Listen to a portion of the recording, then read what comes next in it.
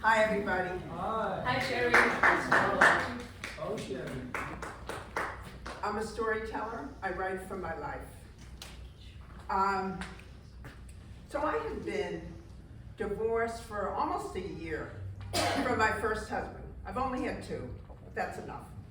And within the first year, I met this wonderful man named Michael. And what I loved about Michael is he was a real family man. My boys, I have two boys, and Michael has two boys, ranging in age from 5 until 10. It was a lot. But what I loved about Michael is he was a family man. And my first husband, although he loved the kids, he wasn't a family man. And I truly wanted a family. So when I met Michael, and we both had two boys apiece, we did such fun things together.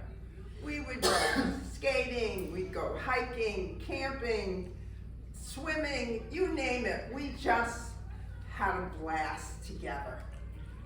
And then Michael and I found out that we were going to have a free week the beginning of June.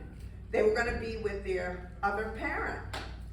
So, a breath of fresh air from being with 4 boys, that was a lot. So anyway, we decided to go to Quebec City. And it's about a 16-hour drive from New York. And what was so great is I have a yellow Volkswagen van with daisy curtains. And we didn't really have to worry about where we were going to stay because we could either stay in the van because it could sleep us, we could eat there, or when we got there, we heard about the Hotel Frontenac, which was a historic hotel, or there was another area that had all, it was like U-shaped, and it had brownstones, and years ago, the upscale prostitutes would entertain their clients in some of these brownstones. And we thought, well, maybe we could stay there too. We had no idea. All I can tell you is the drive is so fucking boring. Boring! And those days, they had billboards. Big billboards. That's how you did the advertising. Or the little signs you'd see for Burma Shave, or you'd see Gillette razors. And there was just trees and more trees. I love trees, but enough with the trees. And then there were no houses, and then they'd be all clumped together. So I realized probably what would happen is the winters were so bad, so they had to build the houses close together so they could help each other if there was a problem from a big winter storm. So we took turns driving, and when I tell you, I mean, it was boring, in case I haven't said that before. So it was Michael's turn to drive, and I decide I'm gonna take a nap. So I go to sleep, and then, I don't know how long I had been sleeping, but then, Michael, I feel this tapping on my shoulder, and Michael's waking me up. And I look out the window. I can't believe it.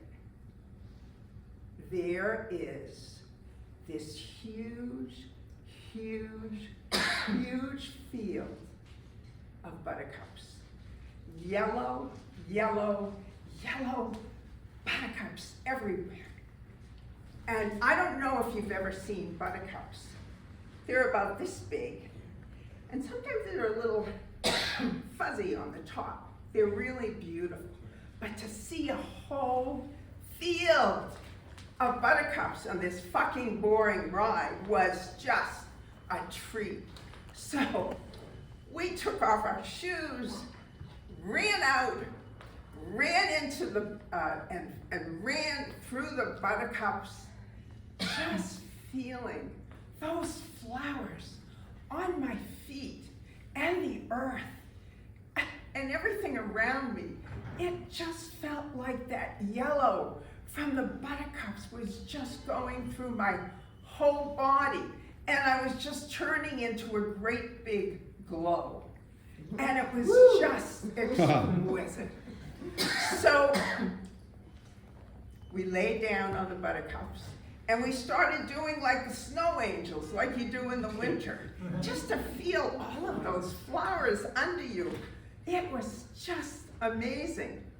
And then, what do? We made love. Of course we made love. We could have cared less. Nobody was around.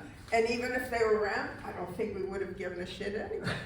So we just had a good time. All right. And we told each other how much we cared about each other. We hugged each other and just looked up at that gorgeous blue sky. And you know what? It was just one of those good as it gets moments. And we stayed for a while, and then we went into the van and proceeded to go to Quebec City. And I want to tell you something. The ride wasn't boring anymore. Thank you. All right.